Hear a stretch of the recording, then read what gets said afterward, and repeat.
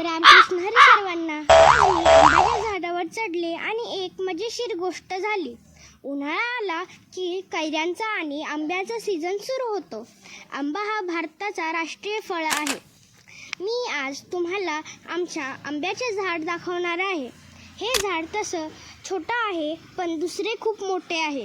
मी रोज इथे खेळते आणि मला खूप आवडतं. कधी कधी मी या झाडावर चढते, पण थोडी भीती पण वाटते. आंब्याचं झाड खूप मोठं आणि मजबूत असतं.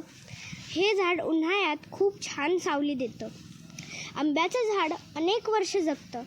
याच्या पानाचा वापर सण उत्सवात तोरण लावायला करतात.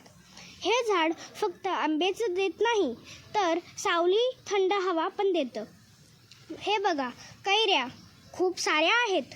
मी, माझी दीदी, दादा मिळून कैऱ्या तोडतो आणि कैरीला मीठ मिरची लावून खातो. खूपच छान लागतं. कैरी म्हणजे कच्चा आंबा. आम्ही कैऱ्याचं लोणचं आणि पन्हं पण बनवतो. पन्हं म्हणजे थंड पेय, खूप थंड आणि टेस्टी असतं. मी इथे खूप फोटो काढले, झाडावर बसून उभी राहून वेगवेगळ्या पोजमध्ये. मला फोटो काढायला खूप आवडतं. हे फोटो खूप नॅचरल आहेत.